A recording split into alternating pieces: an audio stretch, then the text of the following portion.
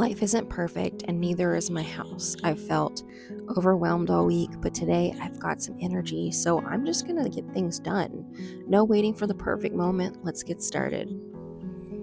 This past year, I was diagnosed with an autoimmune disorder, and with that comes all the fun things that comes with, which one of them is being extremely tired, and I'm so thankful to be still physically able to do so much, but doing even small things takes a lot out of me. And I have really struggled with keeping things clean or organized around my house or decluttered. And with that being said, this week I've actually had an insane amount of energy for me. So I woke up yesterday and decided to declutter my pantry and mark things with their expiration dates and, discard things that needed to go. And, this pantry won't stay perfect, but that's okay. It's about making it space for life today, not for perfection. So doing little things help me feel more in control on the harder days. When I start getting motivated and inspired, it gets us out and about and doing home projects. And I decided yesterday I had to have a chandelier for my kitchen. So we went on an adventure by wood for shelves, but in the process we found this cute vintage lamp at architectural reclamation store. And here's my handy husband putting it up, and I got to help by screwing in the new light bulbs. It's already adding so much warmth and cuteness. I'm in love. Today I'm putting together 3 things that I've been kind of putting off for the whole week. I've had these chickpeas chilling on my counter, soaking in water for like 3 or 4 days now. I mean, I've been changing the water out every day, but I just haven't had the energy to cook them. I plan on making hummus, which means that I need to make some tahini. So I've got to brown these sesame seeds so that I can pulse them and add olive oil and make a, sesame seed type butter concoction. The trick to posting sesame seeds for tahini is, depending on what kind of flavor you want to be careful not to over toast them, which I did a little bit. They were a little bit on the strong side of flavor, but they were good. And then I just added them to my food processor. I have a really small one. These things are expensive, so this is as good as I got. With that being said, I do want to highlight in this video, it's not quite as curated as I usually do because I just had not the energy for that, and I just want to emphasize that that's okay. I don't want to give the illusion that my kitchen is always perfect clean. It's a tiny kitchen, and there's only I'm going to get a tape measure, and I will tape measure how much square footage of counter space that I actually have, because it's non-existent. And this entire day was like Tetris of, okay, now I'm working on this, now I'm going to move this here. Oh, I've got this on the counter already. Oh my gosh. So that's what life is like. So I just wanted to be real with you today. Once it's done, I just put it in an extra jar I had laying around so I can hang out on the counter till I'm ready to add it to the hummus. But my chickpeas are still cooking, so in the meantime, I'm going to do another cooking project while I'm waiting for those. Alright, now that I've got 17 other irons in the fire, I'm going to do this real quick, and I'm going to strain off the liquid out of our vinegar that we already started. And you'll be able to see the color has changed. It definitely is starting to smell sour, and you've probably seen my old vinegar. This is a much lighter color, but like the longer that it sits, the more dark that it gets. So it just depends on how sour you want your vinegar to be, but it needs to go. Here, let's go ahead and get all of that out. Also got my little glass weight that held down the stuff. I'm going to put it back in the same jar.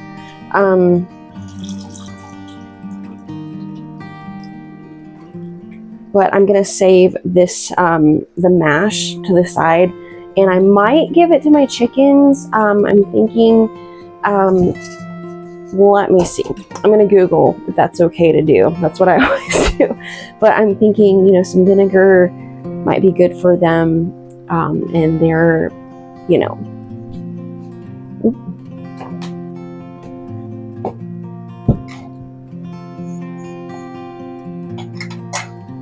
This one has gotten the start of a mother. Here. Get that out. But so this is what that will look like. If you can see that, it's a gelatinous looking thing. So if you see something, you're like, oh, is that mold? You'll be able to tell if it's mold or not. This is not mold. This is the mother forming on this particular one. I'm going to just set it in here for a second because I will put it back into the jar.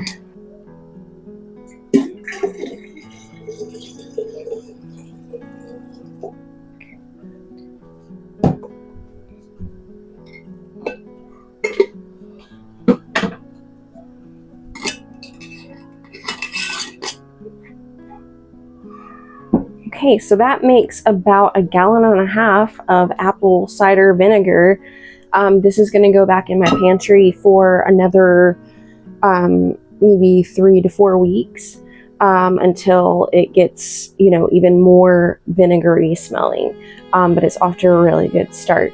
And I wish that I had documented it because I'm kind of a little bit late pulling it out. I could have gotten it out probably about a week ago. But as per this video, I'm behind on a lot of things. But you could see the actual like fermentation bubbles, like look like the carbonated soda, and it was really cool. So I wish I had have been able to grab a video of that. The next project I'm going to be doing is I'm actually going to be making some pickled tomatoes to preserve the huge amounts of cherry tomatoes that I have, and I've had them in baggies in the fridge, and I've got some that I need to get off, the ones that I pulled off the bushes, and I was kind of waiting for them to ripen a little bit more, but I need to make a brine, and so that's going to consist of 2 cups of vinegar and 4 cups of water and 2 tablespoons of pickling salt. And I actually ended up having to make 2 batches of this, so I should have probably doubled it now, but that's just the initial brine recipe that I used. Here I am inspecting the ones that I had in the fridge, and then I'm going to go through this basket of tomatoes that I've been trying to ripen on my counter, and quite a few of them have continued to ripen, and there's a few in there that after inspection they didn't quite make it. But that's okay, and there's still some that are like not quite there yet, so when they ripen I'll just eat it on a salad or just as a treat. But you know, I do love that, you know, you can pull the tomatoes off and they'll continue, some of them will continue to change color and to ripen up even without being on the vine, so it doesn't feel wasted. And then whichever ones don't ripen, these green ones, if they don't turn yellow or orange or anything, I'm gonna have to find something to do with them because it feels really wasteful. So if you have any good green tomato recipes, specifically for cherry tomatoes, let me know. But that's a lot of tomatoes. I'm pretty proud of that. I'm gonna go ahead and wash them and strain off the water, and then fill up my canning kettle. And then I'm gonna give the jars that I'm gonna use a quick wash, and then put them in the hot water to sanitize them before I start adding the brine and the tomato. And then I needed some garlic for not only the tomato jars, but I'm going to need some when I finally get my chickpeas done so that I can make the hummus. And that little blue thing that I was just rolling is like kind of the coolest little tool that my mother-in-law gave me. It makes being able to peel the garlic just so easy. The outside skins just like literally fall off. It's so convenient. And then I diced one of the kind of bigger cloves so that I could put it in with the hummus. Speaking of, my chickpeas are done, so I'm going to get started. And I don't have any exact measurements. I just kind of felt this with my heart. But I put all of the tahini I made, which I'm guessing was maybe about 1/4 cup of tahini. And I put a few pretty good pours of lemon juice. I decided I wanted more in there. And then you're supposed to kind of pulse and grind those two things, the tahini and the lemon juice, and get it a little bit fluffier. And then you're going to put in your diced garlic. And then whatever seasoning you want, like cumin or really anything. I'm putting kind of a mixture that I've made myself with like paprika and cayenne pepper and cumin and black pepper and all sorts of good spices in there that I like to put on chicken, and then add in some olive oil. And then you'll want to make sure you scrape off the sides, and then you will add in your chickpea, which I only added in half of what I cooked right now. I'm going to add the other half later after I pulse and blend this some. But it kind of takes a while. It feels like it's going to take forever. And this poor little tiny food processor was getting its workout for today. So thankfully the motor didn't burn up. And then I added in the rest of the hummus, or the chickpeas. And then you blend until it looks like hummus. Oh, I forgot to tell you that you add in water probably multiple times till it gets the creaminess that you hope for it to be. And then just put it in a bowl you want to serve. Drizzle some more olive oil on top and some more spices if you want to, and then scoop in and enjoy. And it was good, I'm not gonna lie, it was pretty good. My husband really liked it too. So I just realized that like half of me preparing like almost 90% of these jars of tomatoes did not get filmed. I did not either not press record or something happened, but luckily I caught it enough to show that you take a skewer and you push through your tomato. If it's too mushy, don't put it in there. It should still be a firm tomato. You might get a little bit of seeds that splat out. I did. But you put it in your jar, you put it in with a sprig of rosemary and a clove of garlic. And then, so you go ahead and do that quickly to your hot jars. And then when you get done doing all of that, you'll add your brine. And I was really shocked that I was thinking, wow, there's no way that this is going to fill up, 3 jars. No, here we are. It's 5 jars. I'm really, really pleased. When it came to the brine, I was just gonna try to ladle it in there, but I realized it did not make as much brine as I had hoped it would. So I ended up just deciding, you know what, I'm just gonna pour that into there and do it quicker and faster, and just carefully do that because it'll take me 5 million years to do all the ladles of brine. Like I said, I ended up having to make 2 batches of brine, so here I am just finishing off the other jars, and then we'll get the lid on those and prepared to go into the water bath for 10 minutes.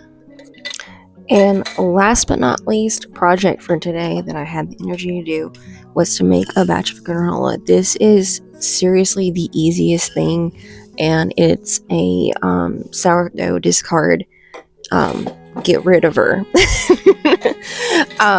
recipe, because you use 2 cups of oats, and then you just add in basically whatever you, which for me is lots of nuts. And so I put in sliced almonds, and I had just a little bit of sunflower seeds left, so I put those in. I put in some pecans, chopped pecans. I put in some raisins, and my trick with this, if you're going to bake raisins, is put them in a bowl and hydrate them. And then, so I drained off the water for that and put them in. And then I put in some coconut flakes. And so all of these add-ins that I put in about half cup increments. Now that you have all your dry ingredients, you want to get your wet ones. So separate bowl, I use about a half a cup of sourdough discard, 6 tablespoons of maple syrup, a tablespoon of olive oil, a half tablespoon of cinnamon, depending on how much you like cinnamon. I love it, so I like a lot. And then you'll just put in a sprinkling of salt, and then just mix all of that up together real good and incorporated. And then you will add it to your dry stuff and mix that up really well. Let me know, does everybody else's baking sheets look really gross and rusty? Or am I the only one? I mean, I don't care, because I'm going to usually put something like parchment paper on top of it anyway. But what do y'all like? Is that a turn off for you guys, or do y'all have as grody looking ones as me? And then, of course, just spread it out onto your pan, and then you'll make it as thin or as thick as you want it to be. If you want to turn these into bars, you might go ahead and pre-cut them into slices, so that they'll break apart in a slice shape. I just like to have them crumbled, or be able to crumble them up so I can put them in parfaits or just eat them as a snack whenever. So that is your preference, but you will put them in the oven to be cooked at 325 degrees, and then it should take about 20 to 25 minutes, depending on how crunchy, crispy you like it to be. Now that it looks like the jars are done, so I'm just transferring them over here to cool down until they hopefully pop their seals or make the little suction down.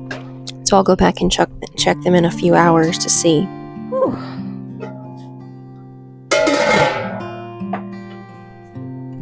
Alright, now that I have those processed, and now that I'm just waiting for the granola to come out, and I've already made the hummus, and that was on my to-do list for today. One thing I was going to do, and I'm probably not going to do it because I feel like this is already going to be a long video, but I was going to take down like all of this stuff and redo it, because I got some cute things from the thrift store recently, and I'm just going to show you those real quick before I go. So I got this really pretty mercury glass type candle holder for one of these, like that, and for $5 for 6, and I should have asked for less because I didn't notice it until I got home. But the corner here is broken. This is just a hollow candle holder, so I'm probably gonna have to take like maybe a piece of cardboard or something, put that there, and hot glue gun the edges here and everything to make sure that I don't accidentally cut myself. But so there's that. And then I got this super cute canister, and this was, how much was this? This was $5, $4.99, and it's like a little cookie holder with cute little holly pattern on it. Now I didn't see it until after I was like, ooh, I saw it from this angle. but on the back is a Santa Claus with the Coca-Cola thing, which I'm not crazy about that. So it's probably just going to be displayed like this, because that's what I thought was super cute. And then I saw these super cute little ceramic houses. And I am shocked because they all have working batteries on the inside. So I'll turn all of these on. So here's like a 2-story house. Here's a cute little church. So these were $4 a piece. And then these little, I think they're supposed to go like, these were $2 each, but I think these are supposed to go over like little votive candles. At first I thought it was a taper holder because there's a hole here, but it's pretty skinny. So I think it's just to let the heat rise out of here from the votives or something. So anyway, so I was thinking displaying these up there and here on the little island somehow artfully. And my husband's building some shelves in his office. So I'm going to be able to put some of my books in there and have more space for actual kitchen utensil and pot storage, and then be able to free up this space for just cute things. Because when we were buying this house and I walked into this tiny kitchen, number one, it was cute, but it had nothing in it, nothing on the counters, so it was deceptively larger. And then this had a cake plate on it and like a book and like something else cute up here, and I was like, oh, that's so precious. So it's definitely overflowing and used for alternative storage up there on the top, especially because I had a teapot and jars and a Rambo lunchbox and, you know, another cake plate. And then I got this. So it was just, you know, one of those little things that go on the top of cake plates, but a small one. And they wanted $4 for this by itself. But I already had this cute little Peter Rabbit little tiny cake plate, because I love Peter Rabbit and Beatrix Potter stuff. But I had already gotten this at like TJ Maxx or Home Goods like years ago, and it doesn't have to have one of these, but I thought, like, how cute would that be? So in this, and I knew in my brain when I saw it, it was the perfect size, which it is. So those were some of my goodies that I got. So the granola's finished, and I'm just so thankful to have been able to do everything that I was able to accomplish today. And, you know, like I've said throughout this video, the house isn't perfect, neither am I. This is where we live and where we make our memories, and we don't have to wait for perfect days to do the things. We do them anyway. And so thanks for sharing this day with me. I hope you come back next week to see some of the holiday decorations. And I hope you guys have a wonderful Thanksgiving, and let me know how you're making the most of your imperfect days. Like and subscribe and take care of yourself. See you next time.